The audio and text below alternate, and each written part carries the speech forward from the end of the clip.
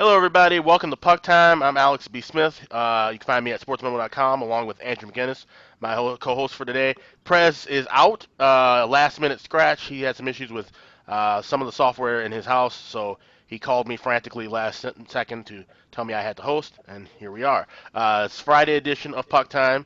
Andrew, how are you doing? I'm so glad it's Friday. I'm so glad that October's over with. All the crap that I've had to deal with off of the sports betting world. But you've been on a tremendous run. How have you been? Pretty good, man. I lost my NBA last night, so the run came to an end. I was happy to get to double digits there, but yeah, you know what? I'm looking forward to November. It just feels like this stretch, Alex, from almost like September to December, it's just so busy, so much stuff going on. I'm looking forward to finishing off the workday, having a good day, and then tonight I'm going to a Halloween party, so I'm looking forward to that. Got my costume all ready and good to go. So want two NBA plays tonight, and I think we're going with one, maybe two NHL for tonight. So we'll see how it goes, but looking forward to a good weekend. How you been? I've I know been you said doing good. some stuff, but besides that, Yeah, besides all that crap, no, I've been doing good. Yesterday, I didn't do anything for Halloween. I didn't have any trick or treaters, which is nice. I got to eat all the Snickers bars I bought. I got like half of them left, and so now, yeah, just getting ready for what's gonna be a busy. Like you said, November's about as insane as October, honestly. And like you said, mentioning your runs, you went 10-1 in NBA. That's even with the loss last night. That's still absolutely amazing. But even in the NHL right now, you're on a 42 and 29 run at 59.2%, up 39 units, and you're up 58 units in all sports. So definitely check out Andrew's plays over at Sports Memo. He's got packages galore up. I've got a package up as well. I got a special. You use promo code AX30. That's AX30, and you get 30 days of all of my plays. You get $75 off of that package, so it'll be reduced down to 250. And I'm gonna have college basketball up on the website for the first time, along with college football, NFL, and of course NHL, which I'll have plenty of. That'll be the main focus moving forward now as football starts to wind down. And I know Andrew, you got CFL plays as well. That'll be up. We're getting to this is the last week of the regular season, correct? yeah, playoffs are coming up, so it's good that way. And I wanted to also say, Alex, I know this for yourself as well. For everybody out there, that listens and just wants to check out the show or is interested in buying any packages. One thing about Alex and I is, some people aren't going to answer you on Twitter. Some people are, they have too much going on. Alex and I are going to do the best of our ability to answer any questions on Twitter you might have or reach out. And I'm sure most of the viewers probably know that about us by now. So Yeah. we don't often plug our Twitter handles, but myself at McGinnis Picks on Twitter and Alex at AX Smith Sports on Twitter. Yeah, that's a good point. I mean, I keep my phone literally next to me at all times, so I'm usually pretty good at responding to everybody's tweets and texts and so forth. So yeah, let's get to the card. We got a bigger card for a Friday, 9 games, because we only had 2 yesterday. So we'll start off at the top of it. We got Philly and New Jersey. Boy, these two teams are really struggling right now. You got New Jersey. I don't understand why they're still favored in games, honestly, at this moment. They're minus $1.15, minus $1.20. Total 6.5, slightly shaded to the under. That even seems low, honestly, the way that New Jersey played that last game. A 7-6 overtime loss to Tampa Bay. It was a fun one to watch. I mean, I know Prez had the over in that one. That pretty much cashed about as easy as it gets. But this New Jersey team, I mean, they're an absolute mess defensively. I talked about it ad nauseum about how Corey Schneider is just a shell of himself these days. And Mackenzie Blackwood just kind of getting thrown in the fire, uh, becoming basically the de facto number one goalie as a result of it. And we're not seeing the results that we thought we would from Wayne Simmons or Subban or Nikita Gusev. This team's just got a lot of things going on. But then you look at Philly, too. Thought Carter Hart would be the answer in net, and it's actually been Brian Elliott, the veteran, really stepping up and taking the reins here. This is a game I'm going to stay away from it. I'll be watching. Hart will be starting tonight against Blackwood, mind you. So the only thing I would be looking at leaning would be the over. I would imagine this would be a track meet, kind of like what we saw with Jersey and Tampa the other night. Yeah, I mean, you really just can't bet the under right now with New Jersey. But the funny thing is ultimately they're actually not even scoring at the clip that I expected them to be. I mean, 2.44 goals per game. I expected them to at least be around 3 or more. But they're getting scored on, man. Like we expected that coming into the season for them to be an over team, whether or not it was going to either be them scoring or getting scored on themselves. Yeah, I had the over in Tampa, New Jersey, but not a 5% like Prez. Prez had Yeah. the 5%ers. So I think if we all know Prez, and this is kind of our fun time to joke with him and about him because he's not on the show right now. So for all Right. you viewers, if we all know Prez, I'm sure he was pretty pumped up to have that as his 5% play, 7-6 winner there. But yeah, I mean, ultimately, Alex, I haven't really liked Philadelphia this year though either, man. Like, I just don't find that their defense is anywhere where it should be. I thought they would be a lower scoring team. They got some veterans on their team, and I thought that they had some good goaltending. You mentioned it. I got Elliott and Carter. What happened with Carter? I mean, Carter Hart was supposed to be this stud coming into the season they could rely on to keep things low scoring, lock it down. All of a sudden, he's not really the guy that they thought he was. But the Battle of Pennsylvania, that was a 7-1 throttle. They got beat down there. So look, I'll tell you, my leans are to the over. But however, when I look at that 7-1 loss, a part of my handicap, Alex, I always say after a loss, your coach is going to be stressing defense, right? 7-1, that's 7 goals. Yeah. Your goal should be defense coming into the next one. But at the same time, something tells me they're not going to improve too quickly on that. I mean, 4 goals against, 5 goals against, 7 goals against in Philly's last 3 games. But meanwhile, New Jersey's actually been in some close games their past 3 games. They lost by 1 goal to Tampa Bay, 2 goals to Arizona, which was a winnable game, and they beat Vancouver 1-0. So I get it, man. Like, this definitely should be a pick 'em at anything at best, but I'm going to go with the home squad here and a lean to the over. And you know what? Kudos to the staff with Philly for putting Hart right back in net. Because, like you said, having him come off of a couple of bad starts, the fact that they're telling him, hey, you are going to be our number 1 guy. He's a young guy. This is only second full year in the NHL. He's going to go through these growing pains. So it's not as bad as like you see on the flip side with New Jersey with Schneider, a proven veteran who was once one of the best goaltenders in the world. Now, kind of reversing. So if I had to trust the team here moving forward, it would definitely be Philly. But like I said, in this spot, this is going to be one to watch. I'll probably just stay away from it from a betting aspect. Yeah, longer term, you're right. Yeah. One game I'm definitely going to be involved with for sure, and this will be a fun game to watch as well. You got the Buffalo Sabres heading to the nation's capital, taking on Washington.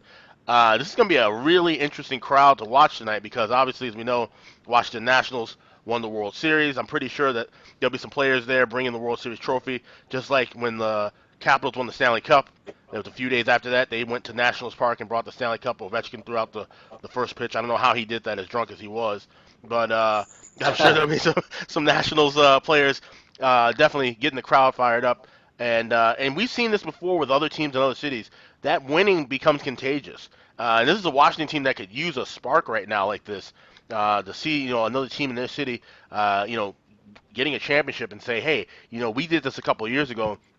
Now is our time to start a run. They've alternated wins and losses the last 4 games. They're taking on a Buffalo team that has won 11 of the last 15 going back to last year. This is going to be a really fun game to watch, honestly. But I think Buffalo might have an edge here because of that fact that this could be a little bit of a distraction, a little bit of a lull, where that crowd's going to be, like I said, it'll be in a more joyous atmosphere than just a regular old Friday night. Maybe Buffalo can come in coming off that 3-2 overtime loss and play a little inspired of their own and maybe try to take the air out of that, the energy out of that building tonight. Yeah, I'm surprised you could still see some overs with this game here, Alex. At 5 dimes right now, I'm seeing an over 6. So what I meant to say, comparison to 6.5 is what you're seeing at a lot of places. Like you said, the fact is Washington. I think it's their WNBA team. Their NHL teams winning, MLB. First of all, what a story that was for the Capitals, for the Nationals, unbelievable. I love seeing something like that. I don't know if you saw that meme where it's Bryce Harper in his welcome interview with the Phillies. He said we're going to bring a championship back to DC on accident instead of Philadelphia. So love to see that. I mean, I think he took like $30 million extra to go to a team that didn't even make the playoffs, and his old team goes ahead and wins it all. So love seeing something like that happen, honestly, for a team like that to make their way through, and it's a big story for them. But ultimately, I can't go against the Capitals right now. I can't. Simply, as much as I try and convince myself to look at this Sabres team at plus 170. If I was to bet this game, Alex, I definitely wouldn't be laying the money line with the Capitals. It'd be regulation for the Capitals, but my bet would be the Buffalo on the money line at plus 170. I mean, if we're talking value, if we're talking 2 teams that are super hot right now, both teams are 9-2 on the season, you got to go with the value. It's the same reason why 2 weeks ago or last week I had think it was Nashville versus either Colorado or Vegas. I think it might have been Vegas, Yeah. and it was like Yeah. plus 145 or plus 150. If you ever get a pick'em spot like that, long term for your bankroll, essentially you want to take that underdog price if you can make an argument for it. But ultimately, I'm going to look at the over here. So I guess the first two ones we're looking at here, I'm leaning towards the over. I can see a lot of goals in this one, and both these two teams have fought some adversity. Buffalo, ever since their throttling where they lost 6-2 against New York, they've slowed things down a little bit. They competed in a 2-0 game against Detroit and a 3-2 game against Arizona. But let's face it, Alex. I mean, Arizona and Detroit are nowhere near Washington, so it's going to be a little more of a high-scoring battle when these two teams face. Yeah, I mean, well, yeah, they're not like Washington offensively, but they're also not like Washington defensively in the sense of Arizona's a team that I talk about all the time. They're a messy team as far as in the neutral zone. They're not a fun freewheeling team to play against. Where Washington will go up and down the ice and make it a track meet with anybody. They're giving up 3 or more goals in the last 5 games. They're scoring 3 or more goals in the last 5 games. So I would lean with the over here as well. Let's go to another game. There's a lot of East Coast starts tonight, but we got Tampa Bay going up against another really hot team, the New York Islanders, who've won 7 straight. And Tampa Bay, this is, I mean, we don't talk enough about it in hockey like what we do, obviously, in basketball or especially in football about public teams. Tampa Bay is clearly a public team because there's no reason why they should even be remotely close to favorite at 120 against the Islanders team at home who's won 7 straight. This Lightning team is nothing like they were last year or in previous seasons. They've got a lot of things they need to figure out, especially defensively. The goaltending, Vasilevsky can't do it all himself. So this is an Islanders team that I don't really want to go against them right now. I don't want to be on them either because Tampa Bay, as streaky as they've been lately, when they do get things rolling, especially offensively, they're going to be a tough team to beat. So that could be tonight, but I'm not going to. I'm going to watch it, but I'm not going to jump in with any money on this one. What's your take on it, Andrew? That's a good point, and I'll be completely frank with you, Alex. I mean, I knew they were on a run, but I didn't tally it up. That's a big run for the Islanders, and I've been involved with them a few times on that run, but certainly not as many times as apparently I should have been. But you look at this team, and the first thing that stands out to me when I was looking through their previous games was who they've played, right? Like they've played Philadelphia, Ottawa, Arizona, Winnipeg, St. Louis. So in that mix of teams, I see some good teams, but I don't see any like great teams by any means. So Yeah. I get what you're saying. Tampa Bay is kind of less skilled team as they were as far as piling it on this year. Besides that game, their previous game where they won 7-6. But how often are we going to ever really get this team at a minus 110 price in an Eastern Conference battle? And get, the New York Islanders are 8-3, and they're playing some great hockey. And as much as I hate going against hot teams, at the same time, I also I like getting teams at good prices that I think are better ultimately. And I still do think the Tampa Bay Lightning are a better team than the Islanders. So this one's a pass for me, but I'd probably lean to Tampa. But hats off to the run for the Islanders, and maybe a small lean to the under 6 because Tampa Bay seems to be kind of upping their defense, and we know the Islanders, if they can, they'll try and play a lower scoring game. Yeah, that's the thing with this Islanders run. As I'm looking back, they gave up 3 against Philly the other night, but that was the first time they've given up more than 2 goals throughout this stretch. They've only been 4-2, 4-2, 3-2, 3-1, a couple more 3-2 games. So obviously, yeah, defense first with the Islanders, and then the scoring goes from there. So, like I said, this Tampa Bay team, and that's the thing. I think that's why this line is set the way it is. The books want the public to jump in, and they're begging for lightning money. And I Yeah. think it's probably going to be balanced throughout. So this will be it'll be interesting to see where this line closes around game time. Last game we got talking about this is a later start out in Denver. We got the Colorado Avalanche coming back home, taking on the Dallas Stars. And everybody knows that I talk about the first period overs all the time. And the new team to follow right now is the Colorado Avalanche, 11-1 so far to start the year to the first period over. They're 5-1 at home, 6-0 on the road. And this is a Dallas team that their offense has been kind of stagnant as of late, but then they turned it on in one period. They went and get 6 goals to come back from a 3-0 deficit at home against Minnesota. So maybe they can, I said this before, I feel like a week and a half ago where they got some goals against, I think it was a game they were playing against Philly on a Saturday, and I said, maybe they can use this to kind of catapult themselves forward. They really didn't do it then, but now I think this is a spot where maybe they're catching Colorado, Anytime coming back home, they can at least get some offense going back and forth. Mikko Rantanen's still out. Landeskog, I think, might be back. I don't know if that's I possible, think he's but back. I think he's he's back. back. Yeah. So that's a huge boost for them. Obviously, you don't want to lose two of those three guys, and then have McKinnon having to do everything himself. So the offense is definitely going to be there for Colorado. We know the depth that they have, but can Dallas match, at least try to somewhat, or at least even early in the game, match that intensity and get some goals past? It would be Philip Grubauer, if I'm not mistaken. Not confirmed, but Grubauer will most likely be starting here. So, Andrew, what's your take on this one? Well, ultimately we got the injury with Rantanen, and we saw what happened last game. They lost 4-3 to Florida. They were out with Landeskog and Rantanen out, but I liked what I saw from Kadri. I mentioned it on our show together. You and I talk hockey all the time together, and I mentioned that I think Kadri and him and Burakovsky are a huge addition to this team because they can fill in. We saw Kadri get into a fight in that game, sticking up for a teammate. We saw him go out there and get a lot of scoring opportunities. I believe he netted one actually, Yep. and just only a 4-3 loss against a very hot Florida team. And you said that they're hot with that first period over. They're getting that first period over. They're also catching full game overs as well, 3.92 goals per game, and 4 of the last 5 games have gone over for them. So, I think for this team, if you're trying to make some money, you might as well bet the first period and full game over. Honestly, if you lose that first period, they're probably going to still have a chance to come back in that second or third and get things going. Realistically, Alex, I know Rantanen's out, but I got to look at this from the big picture. And a lot of people like Dallas here, think it might be a letdown spot for Colorado. They lost that one to Florida, still missing Rantanen, but I don't know. Like Dallas, they beat Minnesota, and I know how you feel about Minnesota. Like Yep. that's nothing to really get too excited about. They also beat Anaheim. That's nothing to get really too excited about. They're not bad this year, but they beat Ottawa. Nothing to really get too excited about, right? So right Yep. now, Colorado is still the better team for me. Me, yourself, and a lot of people that I know had Dallas marked to be a good team this year. Yep. I just don't think this is a spot here where I would look to back them. If it was maybe a little bit more of a juicy price, but we're still getting minus 135 with Colorado. Rantanen back in the lineup. They're playing at home in Denver. I'm going to go with the home team.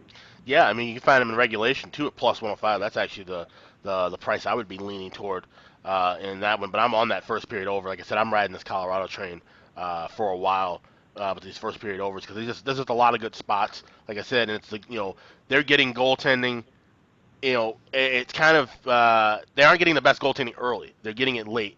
Grubauer is the kind of goalie that has to kind of feel things out a little bit. Francouz is another guy that's the backup. They got to feel things out, so that's great for the first period over, and then you can adjust it. And maybe if they have a 2-1 lead, you can come back and bet the under live. And cash it Right. with that spot. So there's a lot of good betting spots. That's the thing. We talk about good teams, and there's not always a time to bet them. Like Tampa last year, unless you were on that first period over train, there was really no time to bet Tampa. You're not going to lay 300 or lay 150 in regulation with them. So it's fun to have a good team that has betting angles worth cashing in on with these overs, be it first period or full game. So, and another thing you point out with Nazem Kadri, I love that move. I loved him leaving Toronto. I think the pressure is off of him so much now, where he can play his role. He's not trying to do too much. Like I said, yeah, he's going to stick up for a teammate to get into a fight, but he's not going to take a dumb penalty to try to goat somebody into fighting him. He's not going to make a mistake or an errant pass like he would. He's a lot more calmer and more patient of a player. And Yeah. we saw him actually playing on the wing in that last game. So he's making adjustments. Doing things that we didn't see him do in Toronto, and it wasn't all his fault. Everybody said, made him out to be this selfish player. But I think the pressure was just too much on him in Toronto. Where here he's taking his second role and accepting it, and it's producing so far for the team. Yeah, I don't know if you saw what Alex Ovechkin had to say before his game against the Leafs the other day, but he ended up scoring the game-tying goal and the OT winner. But before the game, he pretty much said, and let's remember that he had a tough time getting to the cup himself. He was out in the playoffs against Pittsburgh a lot of times, but he pretty much said like the Leafs have to decide whether or not they're going to play for themselves or they're playing for their team and they're playing for their contracts. Right. Because ultimately they got a bunch of young guys, and as much as they like each other, they were so excited about securing their bag that it doesn't really seem like they actually have that unit. Like Colorado right now has that perfect unit. They've got the top line that everybody knows: McKinnon, Rantanen, Landeskog, and that second line can be shuffled around a little bit.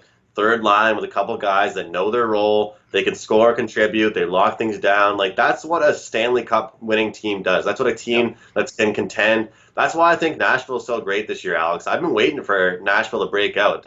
I remember 2 years ago I had a future on them to win the cup, and they, absolutely, crapped the bed in the playoffs. But Right. hopefully this year they can, get the job done. But you have to be a unit, and I truly do believe, like you just, said, Kadri now has found his home because there's not much pressure on him anymore.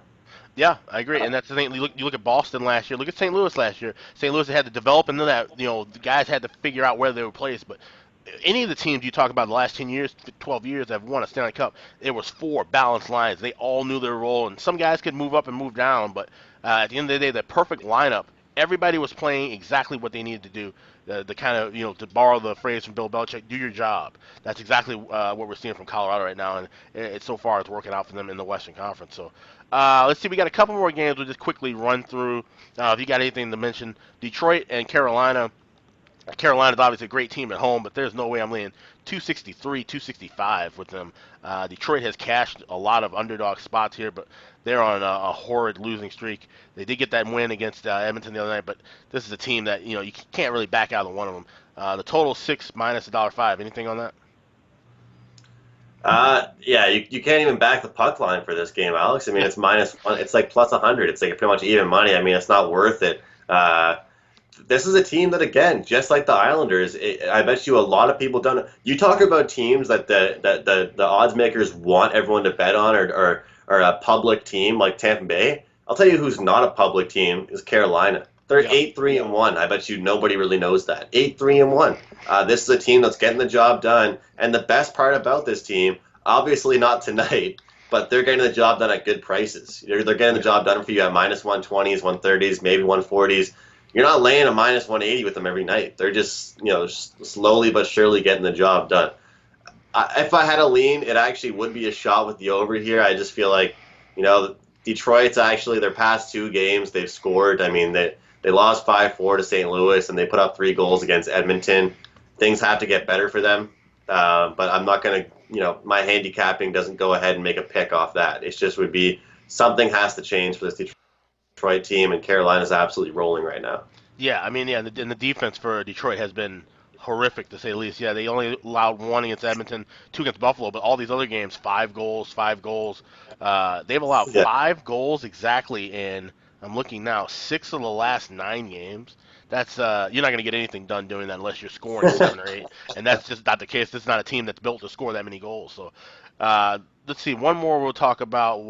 Winnipeg and San Jose. It's a late game tonight. And these are two teams that, man, I mean, I have future bets on both of them to miss the playoffs. Normally, this would have been a game, probably a game of the night kind of material, but you got San Jose at home laying $1.50, which makes sense. Once again, we talk about a public price. They're always going to draw chalk money at home. But this is a Winnipeg team that got embarrassed the other night in Anaheim, lost 7-4. They actually played a really good first and third period. It was the second period that really kind of did them in. And unfortunately, I had a big play on Winnipeg in that one. But this is a San Jose team coming back home. They've lost 3 in a row and 5 of their last 6. Usually, San Jose is a team I love to fade coming back home off a long road trip. But I can't really back Winnipeg in the spot here if they're going to revert to their old ways and give up goals in bunches. Yeah, you can't trust this Winnipeg team right now. That last game, I was cheering you on, Alex. I had the over myself. I was cheering on your bet. I thought it was a good spot there for Winnipeg. I'm not going to look to back them as favorites right now. I'm looking at, trying to find a sneaky underdog spot. I think this could be it. I mean, you're talking about the chalk that San Jose is going to lay at home. This obviously wouldn't be my favorite play on the night, but if you're looking to bet this, if you're watching this looking to bet it, I'd look at Winnipeg here, plus 135 here to come out here and get the job done, and possibly an under 6.5. I think both teams want to be a defensive hockey team, and hopefully tonight we see that effort from them. Yeah, no Patrick Laine tonight either. He has been ruled out with that lower body injury he's been dealing with. So that's it. That's pretty much the card. There's one more game, but I didn't talk about it because that's a play that I have as part of my package. I have a triple play tonight, or a hat trick, if you will, available at sportsmemo.com, and I also have a 30-day special 30 days of all of my plays in all sports, $250 using promo code AX30. Andrew, I know you said you have a couple NBA plays up tonight, a couple NHL plays up. Definitely check out his packages. Check out one of his long-term packages because he's been absolutely crushing it. Like I mentioned, the numbers: 10-1 already in the NBA. In the NHL, 59% up 39 units with 42 and 29 record. He's got CFL stuff. Do you have any CFL plays for the weekend? This is a really, really weird week, so I have just like one small pick, but it's like one of those things. You know how it is. Like before Right. the playoffs start, some games mean something, some games don't. So I'm really just pumped for the playoffs. So there you go. So you got the playoffs coming up. The Grey Cup will be here at the end of the month. So definitely check out Andrew's packages. Check out my packages. Both available over at Sports Memo. And of course, there's a lot of great stuff going on at WagerTalk.com as well. A lot of great football stuff. College basketball starts on Tuesday. So I will be fully entrenched in my blue ribbon college basketball yearbook coming up in the next couple of days, getting ready for that. And there's some great stuff. Cal Sports has some great charts up there as well. So check out wagertalk.com, check out sportsmemo.com. Hope you enjoyed the episode today. Prez should be back on Monday. We'll have everything running back up to normal. I'm Alex B. Smith for Andrew McInnis. You guys have a great weekend, and may the puck bounce in your favor, as Prez says. See you guys.